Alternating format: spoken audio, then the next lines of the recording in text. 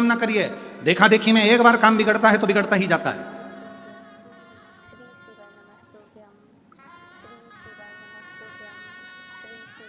एक बार राम जी महाराज जब लंका से वापिस आ गए, सिंहासन पर बैठ गए, ससुर जी आए जनक जी। जनक जी ने अपने राम जी से कहा, मेरा बेटे, मेरे जमाई लंका पर विजय प्राप्त कर कर आए हैं, मेरे जमाई लंका को जीत कर आए। मेरा मन है कि जनकपुरी में इनका भोजन भंडारा किया जाए, इनके लिए लंगर किया जाए, भोजन कराया जाए। ठीक है। जनक जी ने हाथ जोड़कर कहा भगवान राम जी से, आप लंका जीत कर आए हैं, मेरा मन है आप जनकपुरी में भोजन करने आए तो लक्ष्मण जी, भरत जी, शत्रुघ्न जी, उर्मिला, मांडवी, श्रुतकीर्ति, सीता सबको लिया, मेरी बेटियां आ जाएंगी भोजन करने के लिए, मेरे चारों दामाद आ जाएंगे। वहीं पर हनुमान जी बैठे हुए थे। हनुमान जी ने देखा कि जनक जी ने सबको भोजन करने बुलाया पर मुझे नहीं बुलाया। हनुमान जी जनक जी के पास में पहुंचकर ऐसे ऐसे हिलने लगे।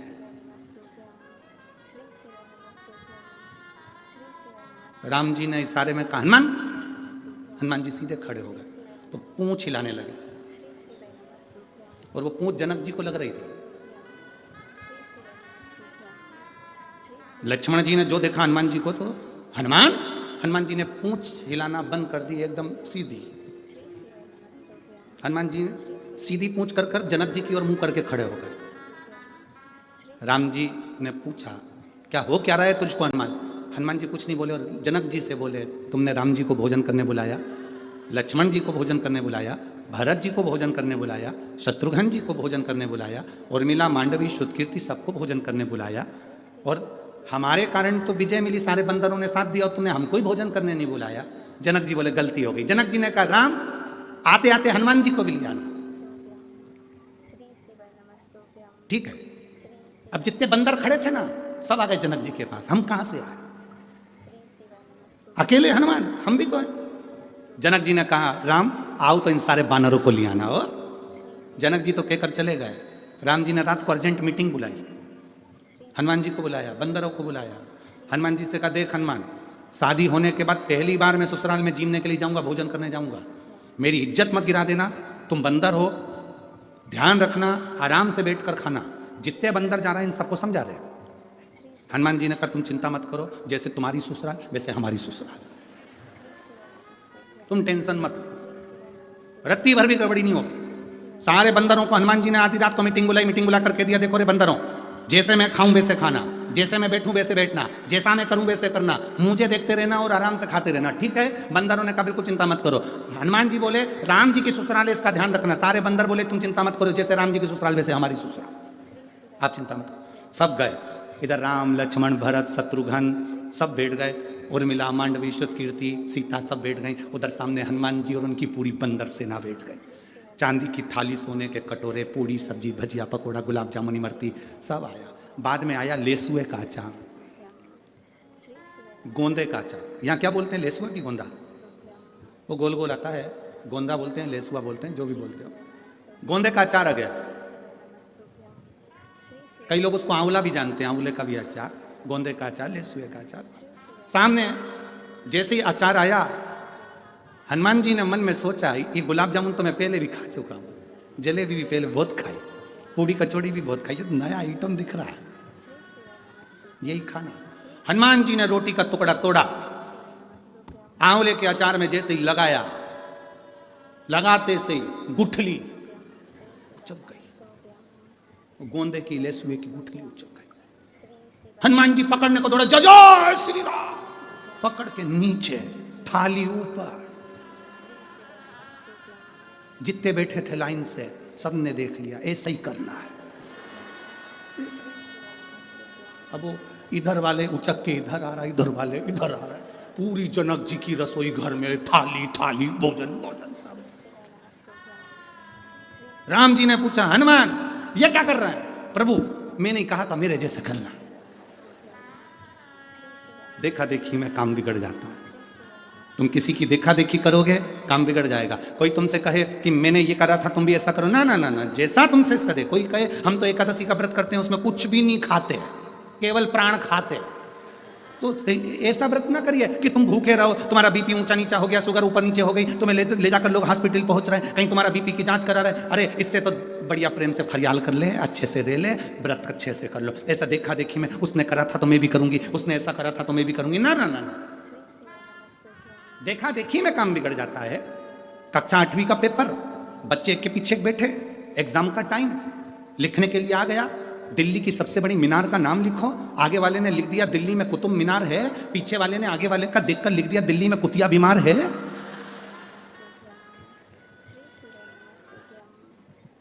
कभी देखा देखी नहीं करना। कोई तुमसे कहे मैं तो सवेरे 4 बजे से उठ के शंकर जी के मंदिर जाती हूँ, उससे कह देना तू जा, मेरे से नहीं। तुम तो आराम से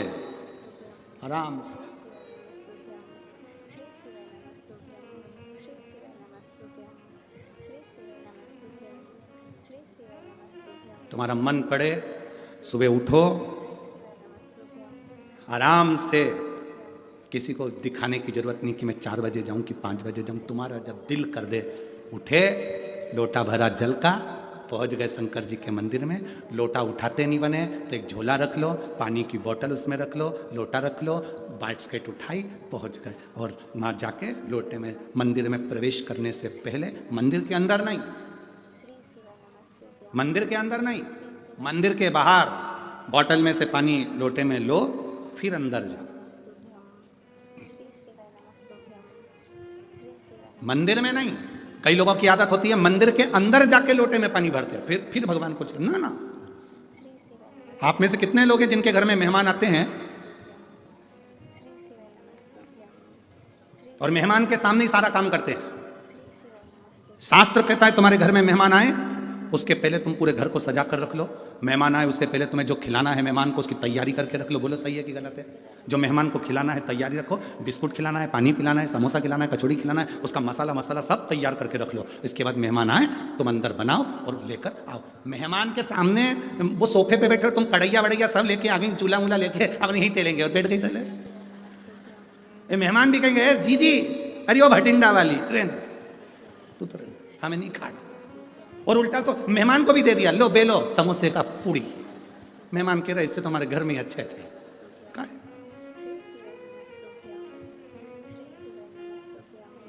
कई लोगों की आदत रहती है मेहमान के इतने परेशान हो जाते। एक व्यक्ति तो इतना परेशान हो गया था, मेहमान से इतना परेशान हो गया कि उसने अपनी 3 लड़की थी, तीनों लड़की का नाम अलग अलग रख दिया। नहीं 2 लड़की थी, 2 लड़की का नाम अलग अलग रख दिया। एक का नाम रख दिया टूटी, एक का नाम रख दिया बासी। जैसे इनके मेहमान आए, इन्होंने आते सी आवाज लगाई, बेटा टूटी कुर्सी ला। मेहमान बोले रहने दो मैं तो नीचे बैठ जाऊंगा, मुझे नहीं बैठना। भोजन वोजन करोगे? हाँ अब रात रुकेंगे तो करेंगे, ठीक है। बासी रोटी ला। मेहमान बोले रहने दो हम तो खा के आए, नहीं खा। कौन बासी रोटी खाएगा इसके घर की? और टूटी कुर्सी बैठेगा कौन? बैठेगा? हमें नहीं चाहिए। मेहमान तो रात को ही चलेगा, तक काम आता बच्ची करे। फिर भटिंडा वाले ऐसा नाम नहीं रखे होंगे। अब पहचान बनावे तो देखा देखी नहीं करना। कोई तुमसे करा मैं सुबह 4 बजे मंदिर जाती हूँ, कोई तुमसे कि मैं एकादशी का व्रत ऐसे करती हूँ, कोई ने कह दिया तुमसे मैं सोमवार का व्रत ऐसे करती हूँ। मैं तो ऐसा व्रत करती हूँ कि मैं केवल 1 लौंग खाती हूँ। कई लोग नवरात्रि का व्रत करते हैं।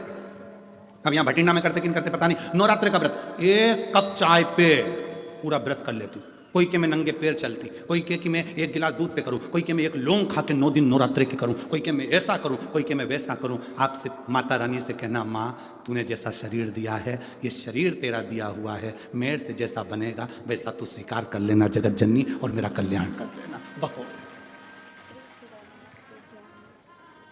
तू जैसा स्वीकार करेगी ना माँ कर लेना। कई लोग कहते हैं तुमसे बनता है क्या? नहीं बनता तो रोटी खा। अब हम तुमसे कहते हैं नहीं तुम्हें व्रत करना पड़ेगा, और व्रत करना पड़ेगा पूरी शिवरात्रि इसमें शिव महापुराण में, और मालूम पड़े तुम व्रत कर लो और व्रत करके तुम्हारा शुगर ऊंचा नीचा हो गया, बीपी ऊंचा नीचा हो गया। हमें क्या मालूम कि तुमको शुगर की बीमारी की बीपी की बीमारी ऊंचा नीचा हो गया। तुम हॉस्पिटल में पड़े, इंसुलिन ले रहे हैं, पड़े हुए, और हम कथा कह रहे हैं, मन तुम्हारा लग नहीं रहा क्योंकि परिवार का व्यक्ति हॉस्पिटल में पड़े। श्री शिवाय नमस्तुभ्यं, श्री शिवाय नमस्तुभ्यं, श्री शिवाय नमस्तुभ्यं, श्री शिवाय नमस्तुभ्यं, श्री शिवाय नमस्तुभ्यं, श्री शिवाय नमस्तुभ्यं शिव महापुराण की कथा कहती है शंकर के दरवाजे पर उसका नाम है शमशान। शमशान का मतलब होता है जहां सबकी शान सम है, उसका नाम शमशान है। सब अमीर हो गरीब हो सब सम है उसके दरवाजे पर, इसलिए उसकी शान सबकी सम रखता है। वो शमशान है, वो शिवता धाम है, वो शंकर की चौखट है। श्री शिवाय नमस्तुभ्यं श्री शिवाय नमस्तुभ्यं एक पत्र है श्री शिवाय नमस्तुभ्यं श्री शिवाय नमस्तुभ्यं श्री शिवाय नमस्तुभ्यं श्री शिवाय नमस्तुभ्यं श्री शिवाय मेरा नाम पुष्पा पांडे, श्री शिवाय पति का नाम अरविंद पांडे, श्री शिवाय नमस्तुभ्यं जिला मैनपुरी, श्री शिवाय ग्राम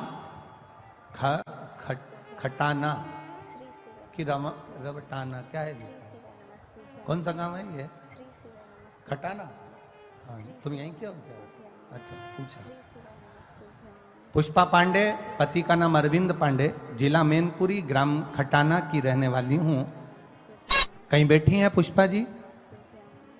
श्री शिवाय अगर बैठी हो तो हाथ हिलाइएगा अपना। नमस्तुभ्यं कहीं बैठे हो तो हाथ जरूर हिलाएं।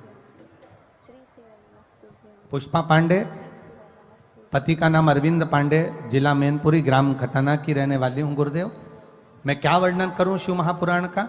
मेरी बच्चेदानी में गठान हो गई थी, रसोली हो गई थी। सारे डॉक्टरों का इलाज करवाया, सभी डॉक्टरों ने कहा इसका ऑपरेशन कराना पड़ेगा और वो गठान जांच के लिए बॉम्बे जाएगी। आगरा में गई, डॉक्टर को दिखाया, उन्होंने भी यही कहा। दिल्ली गई, वहां पर भी यही कहा कि इसका ऑपरेशन कराना पड़ेगा। हमने डॉक्टर से कहा अगर 2-4 दिन रुक जाएं फिर ऑपरेशन कराएं। डॉक्टर ने कहा कभी भी कराओ पर ऑपरेशन जरूरी है और जल्दी से जल्दी करा लेना क्योंकि गठान बढ़ रही है। तभी हमारी पड़ोसन के कहने पर हमने शिवजी पर 1 लोटा जल चढ़ाना प्रारंभ करा और एक बेलपत्री को लाकर खाना प्रारंभ करा। 25 दिन हो गए।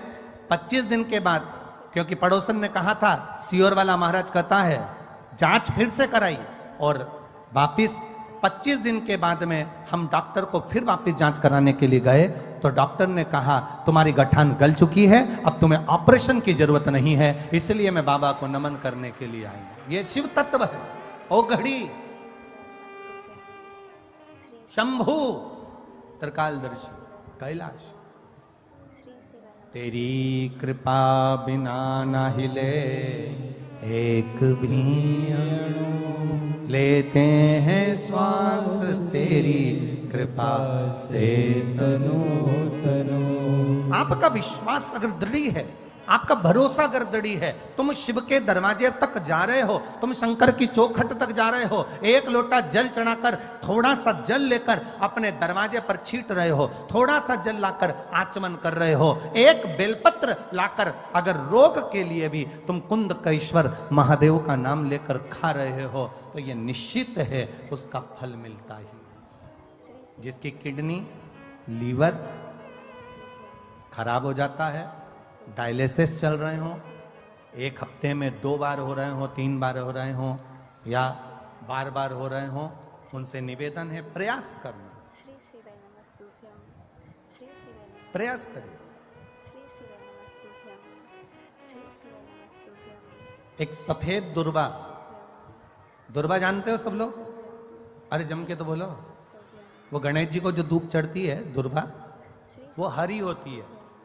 श्री शिवाय ये जितनी हरी दुबा लगी होती है इसमें एक सफेद दुर्बा भी लगी होती है। श्री शिवाय नमस्तुभ्यं सफेद कलर की दुर्बा होती श्री शिवाय नमस्तुभ्यं है। एक सफेद दुर्बा नमस्तुभ्यं शिव जी को समर्पित कर श्री शिवाय नमस्तुभ्यं 1 लोटा जल श्री शिवाय नमस्तुभ्यं कुंदकेश्वर अवधूतेश्वर महादेव का नाम लेकर शंकर को समर्पित करें और उस जल को लेकर वो दुर्बा को वापस उठाकर ले आए। जिसके डायलिसिस चल रहे हो या जिसका किडनी लीवर बेकार हो रहा हो, वो जल जो शिवजी पे चढ़ा हुआ है दुर्बा वाला, वो जल उसको दें। वो दुर्बा फिर वापस पानी में गला दें और उसका पानी उस डायलिसिस वाले को, ज़्यादा मात्रा में पानी नहीं देना, केवल ये समझ लो कि एक छोटी चम्मच होती है तो छोटी चम्मच से आधा चम्मच पानी भी अगर आपने उसको दिया और उसके 1 हफ्ते में अगर 2 भी डायलिसिस चल रहे हैं और कुंदकेश्वर अवधूतेश्वर महादेव का नाम लेकर अगर आप समर्पित कर रहे हो और वो जल उसको दे रहे हो, तो ये निश्चित है कि 4-5 हफ्ते में उसके डायलिसिस धीरे धीरे कम होना चालू हो जाएंगे और उसको लाभ मिलना प्रारंभ हो उसको लाभ मिलना प्रारंभ हो। करना कब है इसको, कब कर सकते हैं?